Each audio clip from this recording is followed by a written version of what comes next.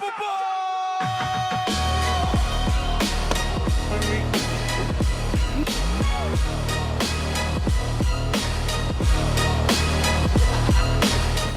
have arrived at Melbourne.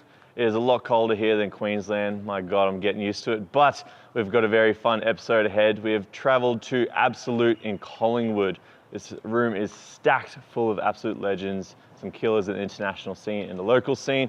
And our guest today, as you can see, is none other than Sam Marles.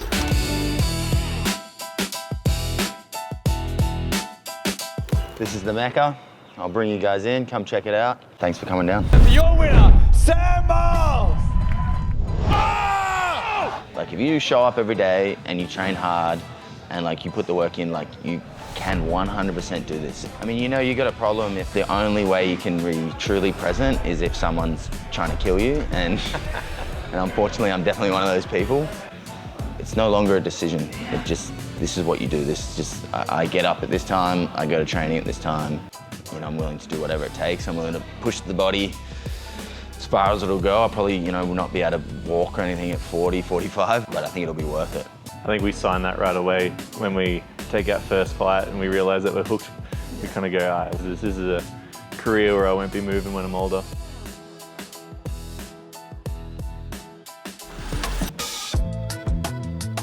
This is Big Deal at the front desk here. Bro? See ya. He's the man. How you been? Good, you? Good. Split through the gap. You're not really allowed to go through here, but we'll make it work.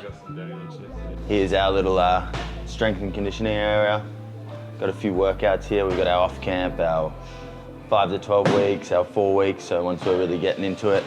So your whole team is like follows a kind of loose kind of structure? On different programs. There's like a core group of guys that kind of follow the same strength program, and this is just like an outline, but it does depend. Like I know Joey and a few other guys have their own strength coaches. I like that. So here we got Big Joey and my girlfriend here. She wouldn't let me hold pads for her like this, but oh, no pressure. Don't fuck it up, Adele.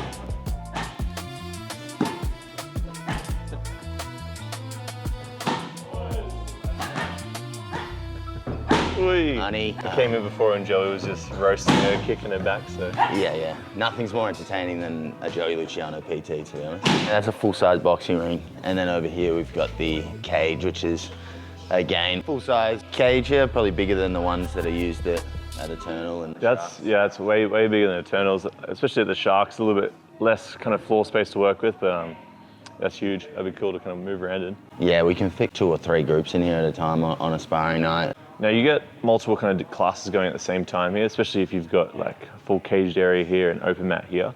So let's say on a Wednesday night, we'll have probably 4 classes going on at the same time. So we'll have a Muay Thai class going on here.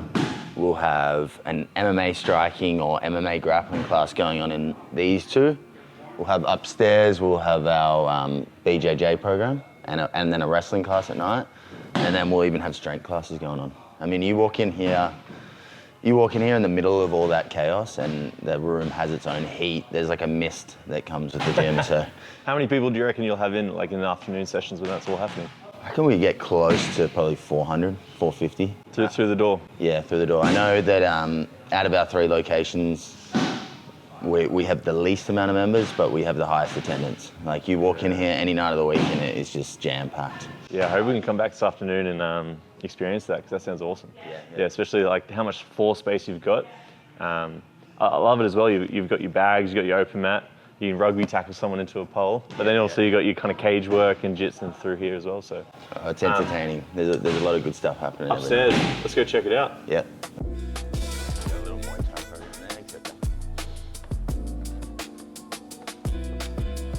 There's way more space than I thought.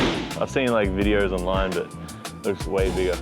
Yeah, we're definitely maximizing the space. There's not a single centimeter in this place that isn't being used.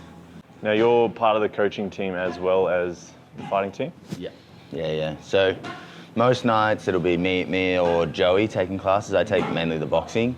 He takes the Muay Thai program. And then we've got Ollie, who's big, tall, lanky Ollie. He takes most of the jiu-jitsu here. So good. It's a good crew, yeah. Are you helping out with the amateur team as well with those classes? So we have pro team sessions, and then if you come here at night, you've got just a big class of amateurs that will be doing a range of different classes, and we're always pushing the guys to do as many different classes as they can. So there's no I wouldn't say there's like a set amateur class that we have, but they just kind of pop into. You got so much variation that they can kind of exactly pick and choose almost. Yeah, they're really flooded with options. Yeah, that's cool. I like that idea as well. I think sometimes if you isolate them to just one set program or group, you kind of miss the opportunity to specialize in one area or kind of get different looks in different areas as well. So having such a big variety is cool. And they all need different things. I would say a lot of the amateurs that come here, they've sort of already done a little bit of training and they're getting to the point where they want to start taking that next step. So they come here with different skill sets. So we might have guys that they can grapple, but their striking is not really up to par. So you'll see them mainly doing the striking classes, or we'll have the opposite. We'll have guys that have come here really with only striking experience, and we'll sort of push them and lead them to have a little grappling phase or kind of level up in that area, or focus more towards the MMA classes. Now the last of the spaces, clearly just jiu-jitsu area, all the jiu-jitsu classes up here. Yeah, this is where most of the fun happens, to be honest. Really? I take a 6:30 class here, which we call Dad's Club. As you join in with that, we've basically just got a bunch of middle-aged men, and at all the classes I take, that's definitely the most fun I have, and just good community. Like the jiu-jitsu guys, they're a lot less serious. They're all here having fun. I mean, we've got, if you have a look up there, you'll see a few funny faces. Ollie kind of set up this thing where we take Polaroids of all the guys and all the girls, and got a good little community happening. Got a massive mat up here. Sometimes you can see almost 80 people up here at a night time. I think that's a huge point that martial arts brings, is that sense of community, because most people that do it aren't wanting to be fighters, or maybe don't see that in their future, but still want to do it. And if you can create a space where they want to be a part of and help each other, which that dad's class, as you call it, is exactly that. Like just a bunch of guys getting around each other, checking on each other. I think it was really, really cool. So it's cool to see the community aspect of it, especially if you've got 400 people coming through the door and you say you're the highest attendance rate. That's like a credit to the community that you guys have here. So that's really cool. Yeah, well, sometimes you have to remember, I mean, because we coach, we coach fighters, we coach guys, amateurs that are trying to get to the highest level. Sometimes you have to remember there's a lot of guys here that are here to have fun and get fit, and you got to take that serious cap off sometimes and try to create an environment where they can have some fun and get fit along the way. I think as a fighter as well, you kind of have to do that as well. Yeah, if you take it so serious all the time, it can be easy to burn yourself out or forget that you enjoy doing it in the first place. So I think being a coach and a part of a community like that helps that process too. Yeah, no, I agree. I think that's key. Well, you got a lot of space here, man. It's good to showcase it, but now we've got a pro class or something that we're doing. What do you got in store for me? So we've got a 10 a.m. pro class where we'll have, we just had Jack fight on the weekend, so there'll probably be a few of our featherweights missing at the moment, but we should still have a good core group of guys, and we'll have about 45 to an hour of striking. Our Tuesday, Thursdays are kind of our highest intensity sessions. Good. Perfect. That's probably why Simon wanted me in today, isn't it? Yeah, that's exactly Perfect. Well, we'll get into that session, we'll get warmed up, and then we'll have a bit more of a chat after. Cool. Find out a bit more about your story. Yeah, look forward to it. All right, let's do it. This is Al, he's one of our welterweights. Oh, he has welterweight mentality. You too. Featherweight strength, featherweight skill. Ready, watch this. Who would win, you or Tapoya? Ultimate confidence. If you don't believe in yourself, who else is going to believe in you? Yeah. He actually, I respect that. he actually has heavyweight confidence, which I respect. Oh. Where you at? So I came to Melbourne with no training gear at all, hoping that someone would help me out. And then we got a lot of MA1 stuff here. MA1 stuff? I said that? MA1? Yeah. A lot of MA1 stuff here. So I thought I might just help myself out. See if anyone stops me. Ideally, we find the tightest shorts possible. I don't mind these. Some cool designs. Surely we get an absolute shirt. These are right to train in? Yeah, sure. Surprise me. You pick. Yeah? You pick. I'd go that. Done. It also matches the shorts. All right. Oh, it does too. This guy, he works here. Too indecisive when it comes to clothes. I'm Just not good at choosing. Not really a stylish person. Don't zoom down. Don't zoom down. Eyes back up here. Anyway. Awesome. You want on, yeah? Yes. Do I try it on or? I trust you. That'll be perfect. We're all set. Let's go. Can't stop, won't stop, yeah. Can't stop, won't stop. Watch us. Can't stop, won't stop. Never quit. Can't stop, won't stop. Ain't no way we're stopping now. Heads out how to take the crown. Ain't no way we're stopping now. Living what we dream out loud. Full noise, laser focus, they sleep. We don't notice hard road. We embrace a big dream. Yeah, we chase it. Pressure heavy, we don't fold. Turn the concrete into gold. Demons not gonna let them in. That's the moment we begin. They talk cheap, we run deep. No days off, we don't sleep. From before I even knew you, we kind of had a few chats online, and then you came up to Team Compton, had a bit of a catch up there. It kind of comes across as you're a pretty big fan of the Australian MMA scene at all levels. Like every time we talk, you're throwing out names that I've never heard of before. Considering I'm doing this series trying to get to know the Australian MMA scene, I really don't know too much, but you seem to be what I call a super fan. Where does this passion for the sport come from? I mean, I loved the sport before I even trained. Like before I'd done any training, I was a big fan of the sport, and probably, you know, when you're starting out, you probably never imagine that you're going to be here. So I think I'm grateful to be a part of it, and I'm grateful to have, you know, enough respect that maybe people care to what I think. But yeah, I just love watching fights. Like, you know, me and Adele, every time there's an Eternal show, or really any show, Beatdown, Eternal, Hex, like we're always buying the pay-per-view, we're always watching. And I just, to be honest, I think the fights here are more exciting than a lot of UFC cards. So even just looking at this year's Eternal cards, I'd back that statement. I have failed to see Eternal card where I'm like, not like, holy crap, like, and getting to meet some of them through this series as well, it has been quite interesting. Yeah, it's crazy. I mean, I remember my first couple amateurs and being at the show, and if you looked around the show, you know, it felt like low level. You know, you're looking at some of the guys that are there, they're not the best athletes, but now you go to an amateur card and you're like, this could be a pro card from 10 years ago. Everyone is just jacked. Everyone looks, you know, incredible shape. Everyone's cutting heaps of weight. So it's just like, you know, it's a pleasure to be a part of it. I think maybe in 50 years when we look back on it, this will be like the golden era of Australian MMA. This will be the inflection point as to when really we boomed, you know, when we started to become, you know, a household name for the rest of the world. Ain't no way we're stopping now. Heads are how to take the crown. Ain't no way we're stopping now. Living what we dream out loud. Ain't no way we're stopping now. Ain't no way we're stopping. Now, you talked about before about you feel like you've got enough respect in the local scene now to kind of have opinions and reach out to different gyms and athletes.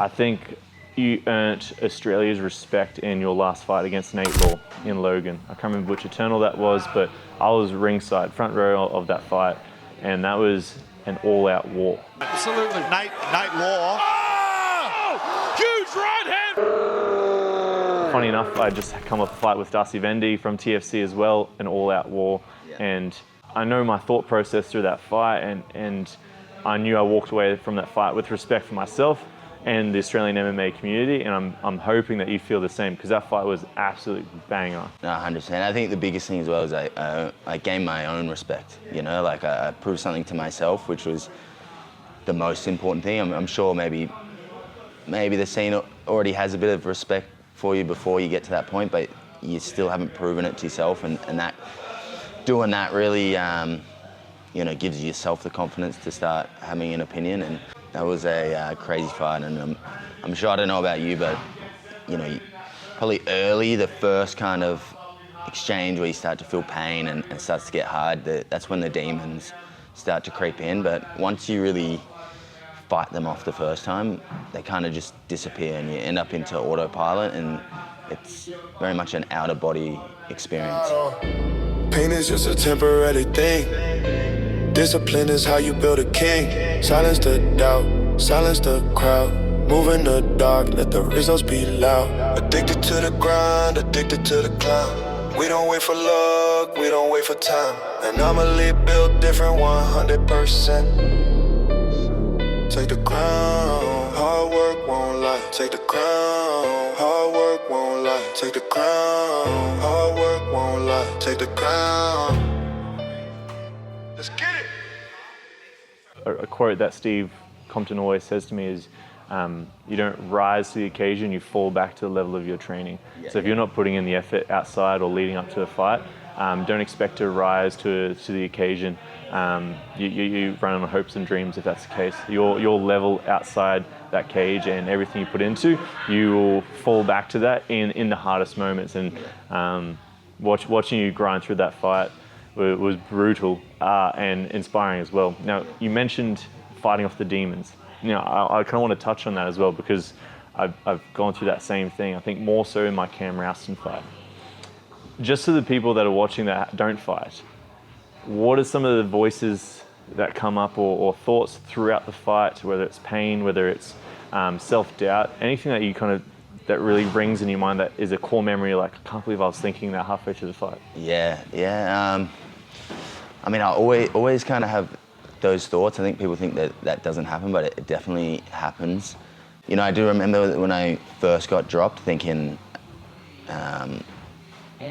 sort of having that conversation with myself, am I okay with this ending? And then thinking, nah, this isn't gonna be it. And then standing up, and I think after I stood up that first time and got a bit of rhythm back, I knew whatever happened beyond that point, like, I'm 100% here for it. But I think that conversation that I'm having is a conversation that's being had in camp of like, what's gonna happen when this moment comes and trying to prepare for it. And I think in the past, the mistake I've had is to not mentally prepare for that moment. Like, just to think I'm gonna run through this person, and then when the challenge comes, it being a bit of a shock. Whereas the times where I've planned for worst case scenario and visualized it and been through it, and I have a mental coach, Nadia, and we literally, almost to a T, the 3 days before the fight, went through that exact scenario of getting dropped in the first round. And I'm not sure what would have happened if I hadn't done that with her.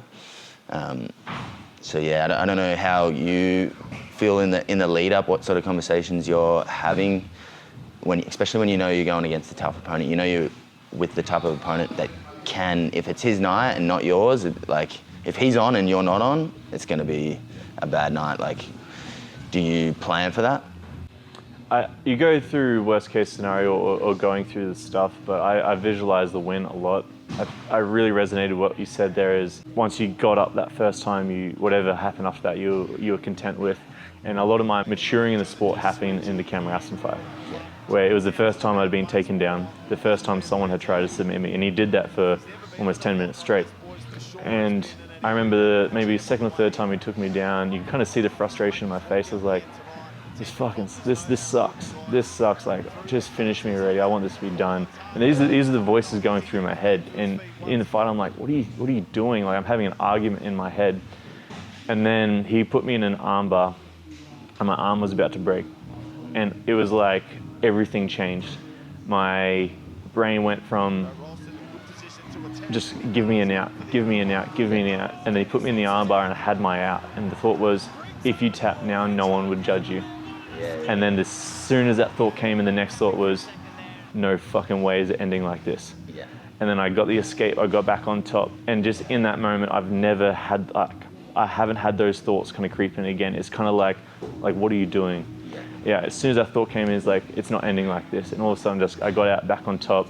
Got finished a little bit later, but it was this decision where the finish was there, I had an out, and I completely changed. From that moment into the Darcy Vendy fight, my next two fights after that, my maturity and my mental approach and the thought process during my fight completely changed. It's crazy how the time when you're in there doesn't, like, someone listening would be like, how can you possibly, it's going so fast, how can you possibly having those conversations in that moment? But just time slows down so much, and you're still present, but there's still so much going on, It's a surreal experience.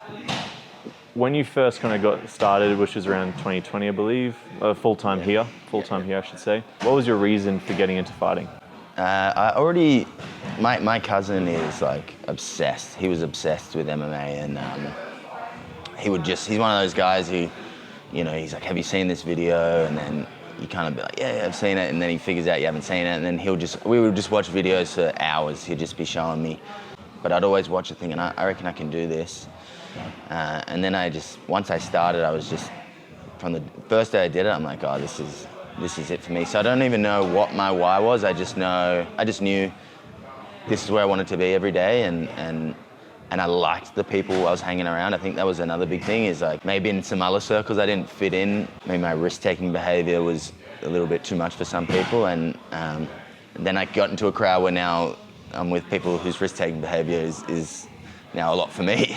So I'm like, but I just kind of dived in head first, and I was very lucky to come across Joe at an early age, and my first coach Ed, and they just kind of fed my passion, and yeah, I don't even know what my why was. I just wanted to show up. I just wanted to be here, and just loved every minute of it. It was the rush that finally.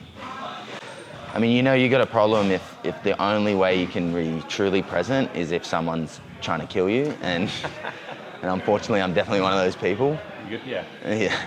Yeah, I can relate to that. Now, what's something that gets you up when you're not feeling it? For example, mid-fight camp, your whole body's sore and you got every reason to pull out, to give up. You yourself have experienced periods of time where you've been injured and haven't been able to fight.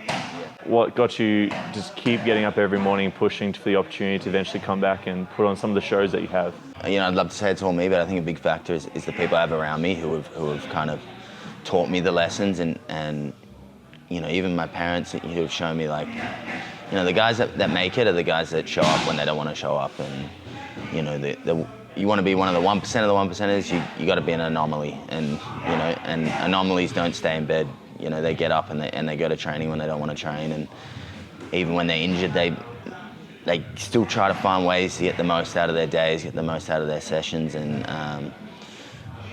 so I'd like to think it's all me, but I think I've been really taught great lessons of discipline, and that's carried me through, and I would like to think I've got, I have a lot of drive, and I want it. It's not fake. I'm not just trying to act like I want to be here. Like, I really, really want to be here, and I really want to find out where I can take this, and I'm willing to do whatever it takes. I'm willing to push the body as far as it'll go. I'll probably, will not be able to walk or anything at 40, 45, but I think it'll be worth it. I think we signed that right away when we take our first fight and we realize that we're hooked. We kind of go, all right, well, this is a career where I won't be moving when I'm older. Yeah. What about you? What gets you? How do you get through those days where you definitely don't want to go to training? And every time I get up and I don't want to feel it is a chance for me to beat those inner demons that want me to go back to that old life. It's a chance to beat myself into submission of the life that I want to live, and compete in the world at the highest level in every aspect of it.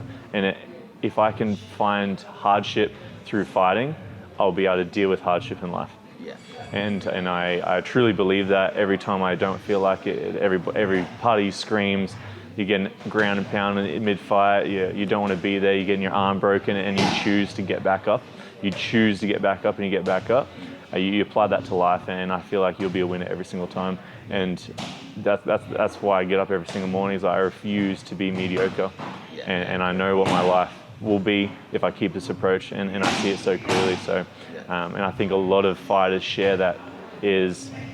Fighting is a way to, if I say it pretty abruptly, suppress the demons that keep them at bay.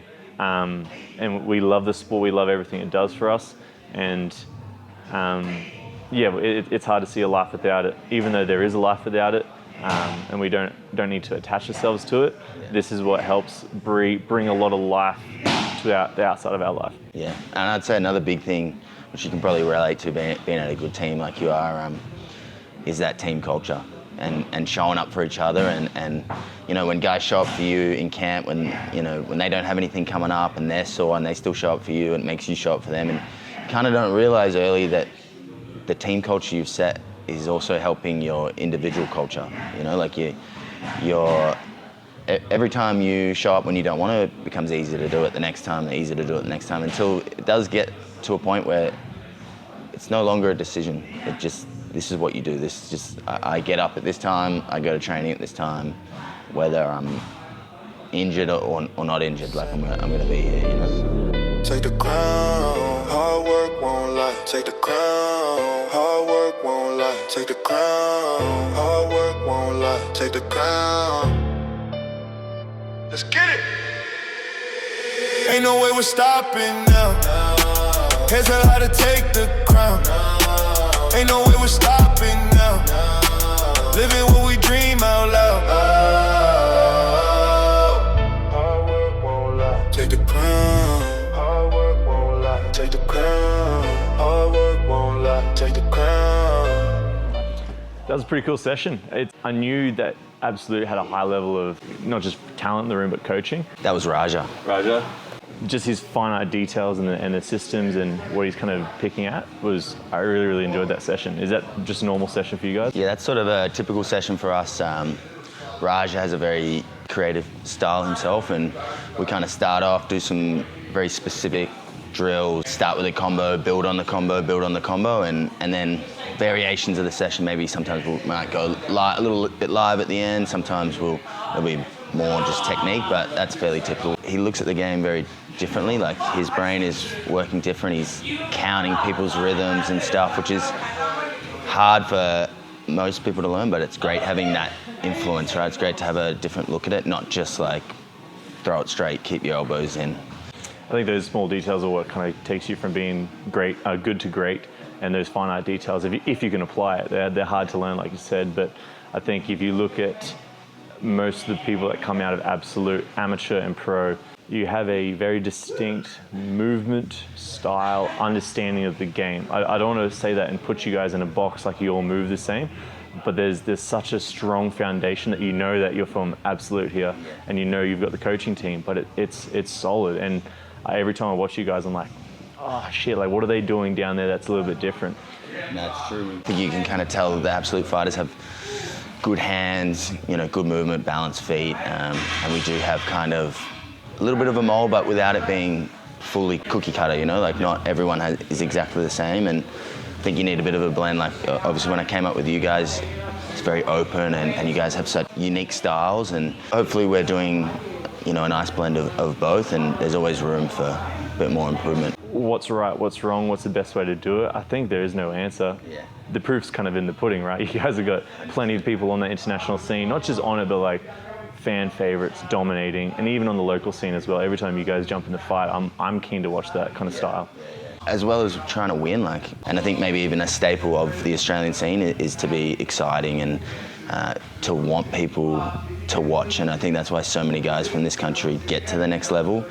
There's probably guys from other countries like, Russia and stuff, where they've got guys at the same level, but they're not getting the opportunities because they're not exciting, where I think because of their kickboxing background in Australia, like the style that comes out of here is just like thrilling. I mean, I've traveled to Thailand, America, and I've sparred around the world, and I definitely think that Australia has the best striking. Just like every gym you go to, there's a high level coach, and I think our just overall knowledge of the kickboxing Muay Thai game is just a lot higher than other places, and it's proven by the results. You look at all the guys from your gym, performing at an extremely high level with exciting fights. You look at Jack Jenkins, Khan Hoffley, who's in the background there. It's just like fireworks left, right, and centre, and we should be proud of it.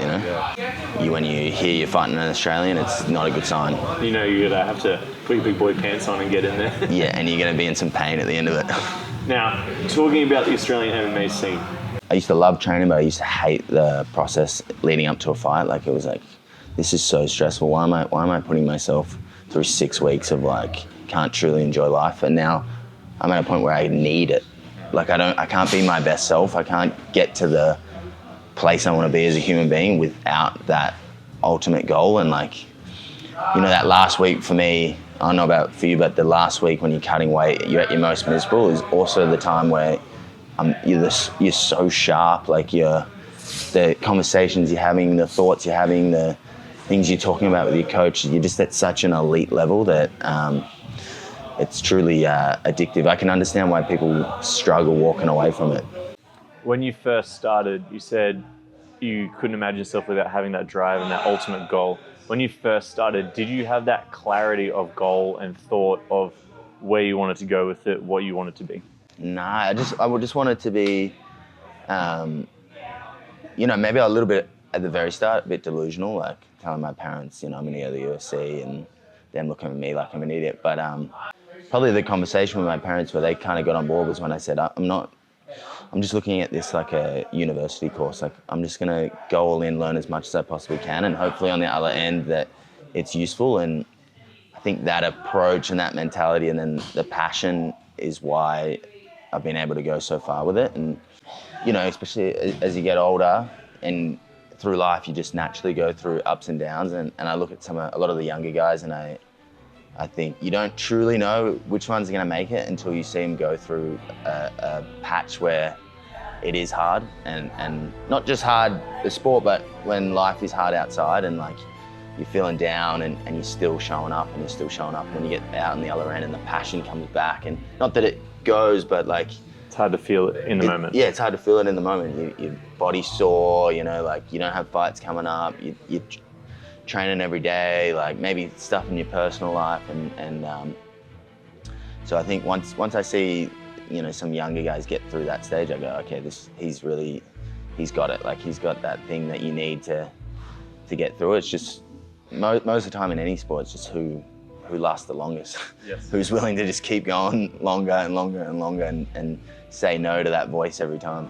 A common theme that I'm noticing through this kind of series is everyone started off with different goals, and as they mature, they realize that the understanding of that goal and the mountain of effort that's going to go into that and the variables that come with it, and being at peace with that kind of variable as well. You can't rush the process, but you have to have a clear direction where you're going.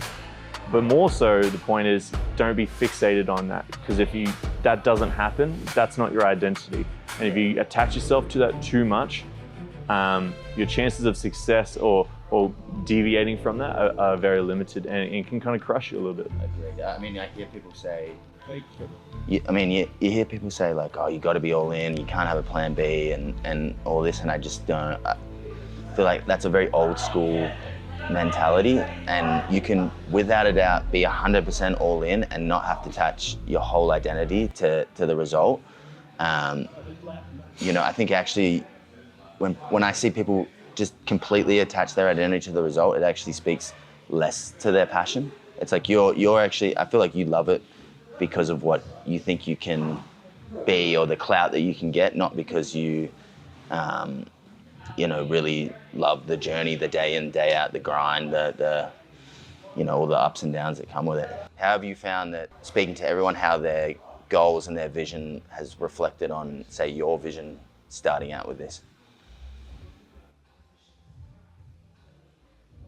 I think it's quite similar.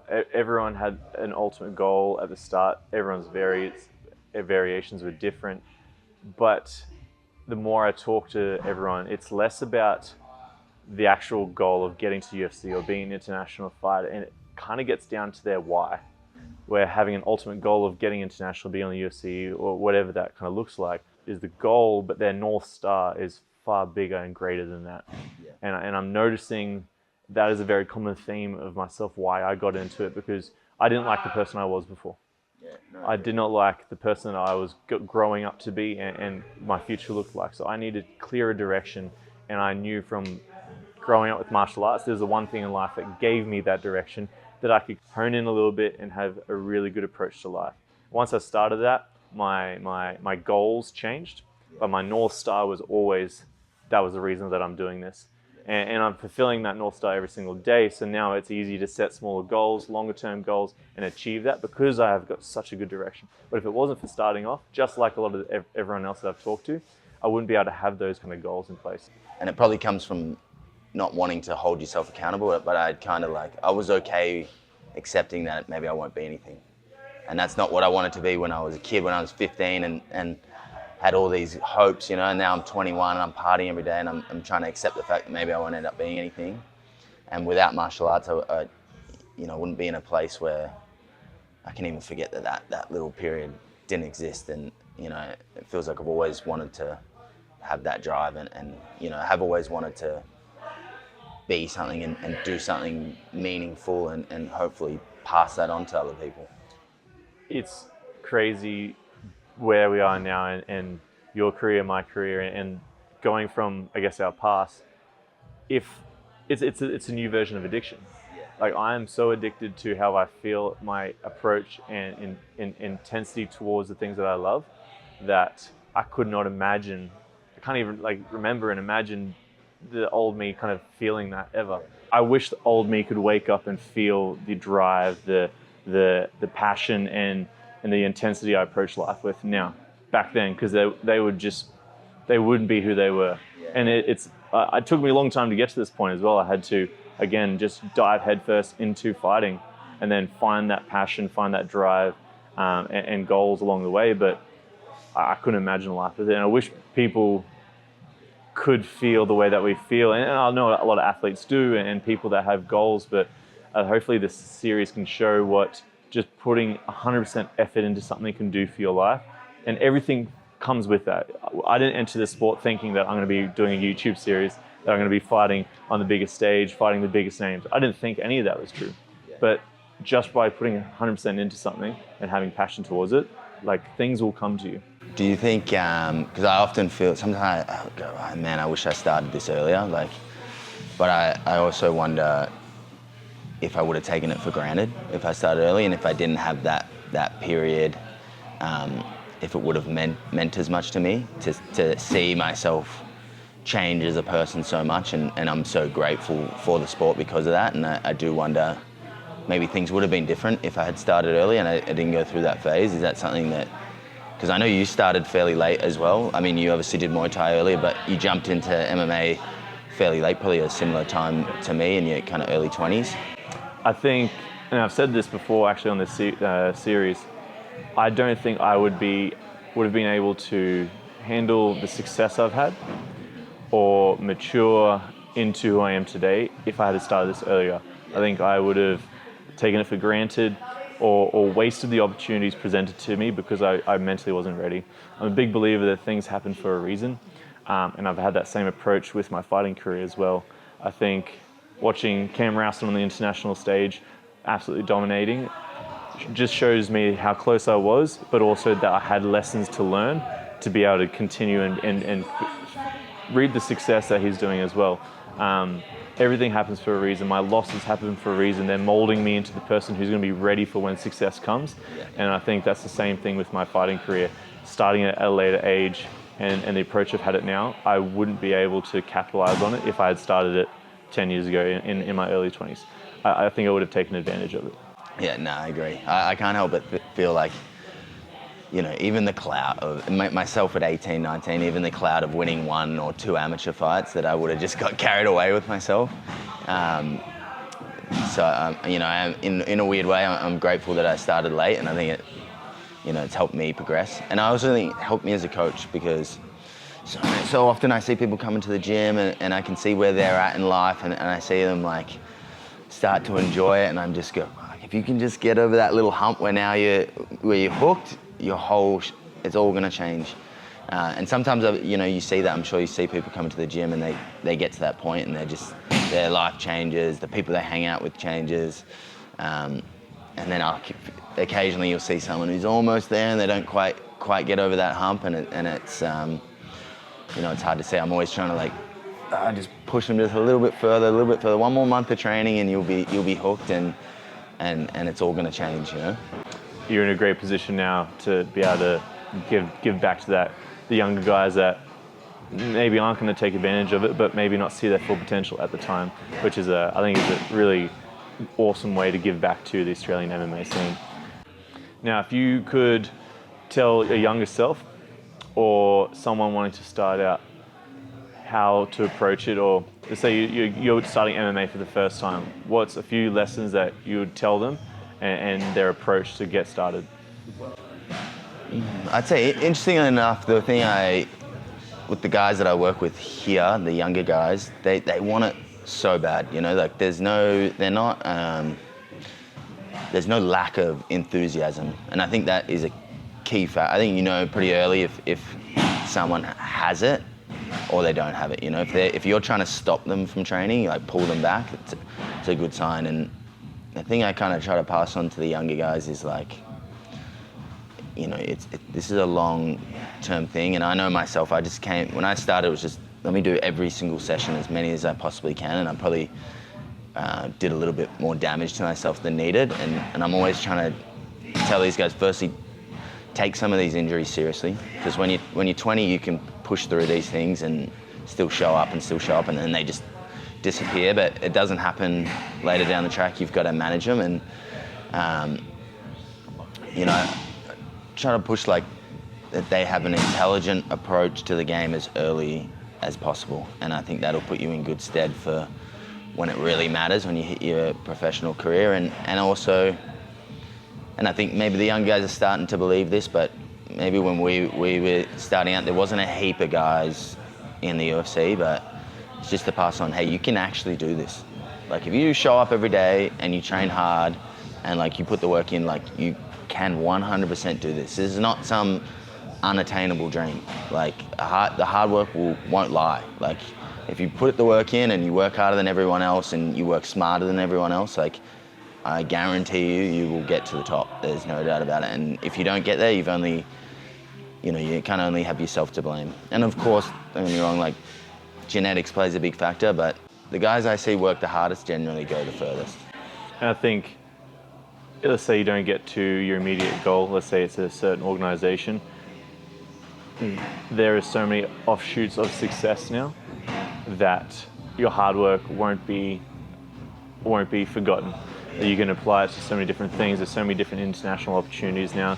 If you draw a bad card and you don't get to your direct goal, move the goalpost, because there's a lot of success out there to happen.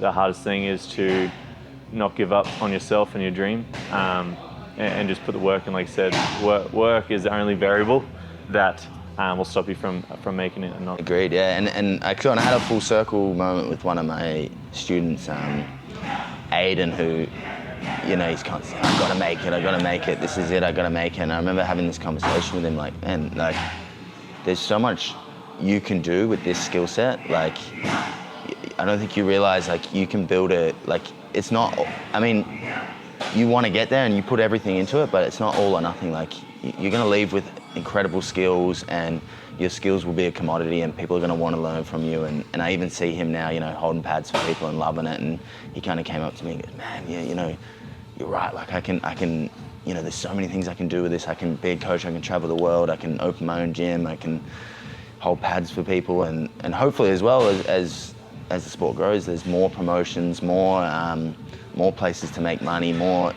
high profile fights to have, and just more opportunity in general. Well, Sam, it's been awesome, not just getting to train at the gym and see the high level that you guys have, but we could probably have this chat. We've had this chat before, but we could probably have this chat for hours on end. So hopefully we get another chance to talk a little bit more and see your career continue and prosper. A few exciting matchups on the horizon. But again, thanks so much for your time, and hopefully we get a bit more of a session this afternoon. We can check out the gym. Yeah, pleasure. And thanks for coming down. And, you know, it's been good. We'll probably have Joel to thank for this. You know, he got the competitive juices going on the golf competition. So, but no, it's been a good relationship, and, you know, I loved coming up and training with you guys, and it's been great having you here. And, you know, I love what you guys are doing, to be honest. It's cool. Now, if you're in Melbourne, Collingwood in particular, make sure to come down to Absolute MMA. Again, open door for all levels. The amount of people through this room, from day one beginners to the highest level in the UFC, this is kind of the place to be in the area. So make sure to come check it out. Awesome team here. And yeah, thank you again. Let's get it.